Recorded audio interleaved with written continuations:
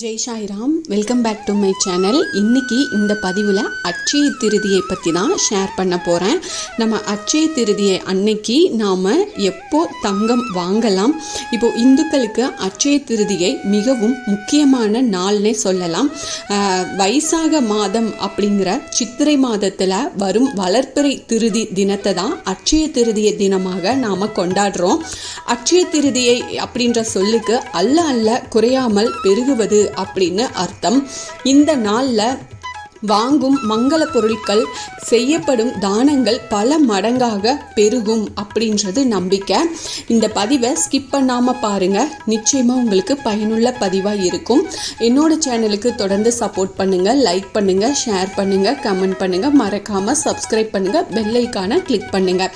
அட்சய திருதியை அப்படிங்கிறது இந்துக்களுக்கு மிகவும் முக்கியமான நாள். சித்திரை மாத வளர்ப்பிறை திருதியை தினத்தில் அட்சய திருதியை கொண்டாடப்படுது. அன்னைக்கு செய்யப்படும் தானங்கள் நிலையான பலன்களை தரும் அப்படிங்கிறது நம்பிக்கை. தங்கம் வாங்கவும் இது ரொம்ப சிறந்த நாள் அப்படின்னே சொல்லலாம். அன்று குறிப்பிட்ட நேரத்தில் தங்கம் வாங்கி லக்ஷ்மி தேவியை வழிபாடு செய்கிறதுனால நமக்கு அளவற்ற செல்வம் பெருகும்.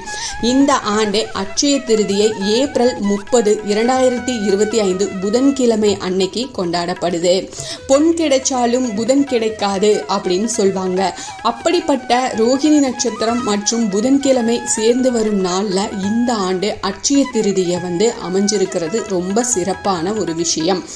ஏப்ரல் 29 இரவு 8:49 மணிக்கு துவங்கி ஏப்ரல் 30 மாலை 6:40 வரைக்கும் அட்சய திருதியை திதி இருக்கு. அன்று காலையில் 5:40 மணி முதல் 11:55 மணி வரைக்கும் பூஜை செய்ய நல்ல நேரம் இருக்கு. தங்கம் வாங்க ஏப்ரல் 29 மாலை முதல் ஏப்ரல் 30 மதியம் 2 மணி வரைக்கும் நல்ல நேரம் இருக்கு. இந்த நாளில் செய்யும் தானம் தர்மம் என்றென்றும் நமக்கு சிறந்த பலனை கொடுக்கும். தங்கம் வாங்கினால் வீட்டில் செல்வம் பெருகும் அப்படிங்கிறது நம்பிக்கை.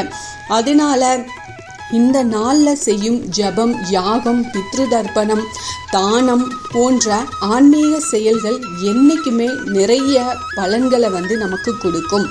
இந்த செயல்களில் பலன் எப்போதும் நம்முடனேயே இருக்கும்.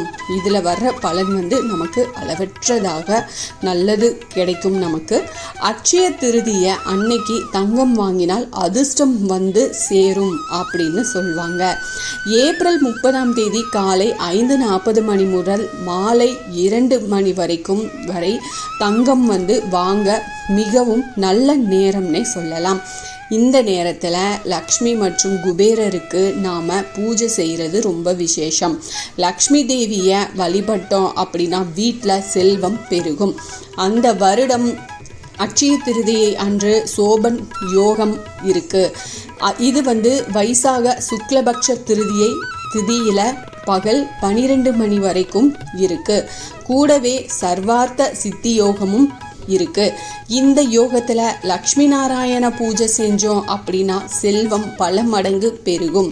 லக்ஷ்மி தேவியின் அருளும் நமக்கு பரிபூரணமாக கிடைக்கும். சரி, அட்சய திருதி அன்னைக்கு என்னெல்லாம் செய்யலாம் அப்படின்னா, லக்ஷ்மி குபேர பூஜை செய்யுங்க. நிச்சயமாக அந்த அன்னைக்கு லக்ஷ்மி குபேர பூஜை எளிமையாக கூட செய்யுங்க. ஏழைகளுக்கு தானம் செய்யுங்க. உங்களால் என்ன முடியுமோ அந்த பொருட்களை தானம் கொடுங்க. புதிய தொழில் தொடங்கணும்னு நினைக்கிறவங்க அந்த அன்னைக்கு தொடங்கலாம். அப்புறம் வீடு மனை வாங்கணும்னு நினைக்கிறவங்க அந்த அன்னைக்கு வாங்கலாம். தங்கம் வாங்கினோம் அப்படின்னா வீட்டில் செல்வம் பெருகும்.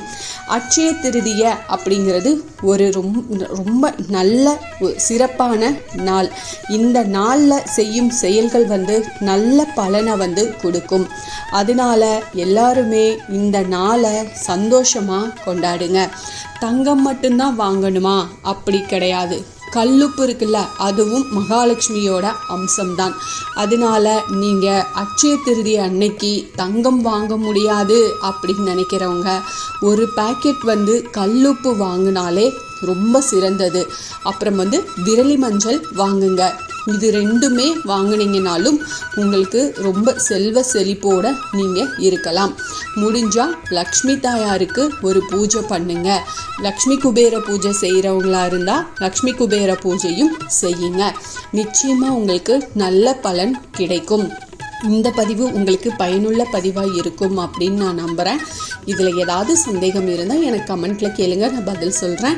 என்னோட சேனலுக்கு தொடர்ந்து சப்போர்ட் பண்ணுங்கள், லைக் பண்ணுங்கள், ஷேர் பண்ணுங்கள், கமெண்ட் பண்ணுங்கள், மறக்காமல் சப்ஸ்கிரைப் பண்ணுங்கள், பெல் ஐக்கானை கிளிக் பண்ணுங்கள். இது போல் ஆன்மீக பதிவுகள் எனக்கு தெரிஞ்ச எல்லாத்தையும் உங்ககிட்ட நான் ஷேர் பண்ணுறேன். Thank you friends. மீண்டும் அடுத்த பதிவில் சந்திப்போம்.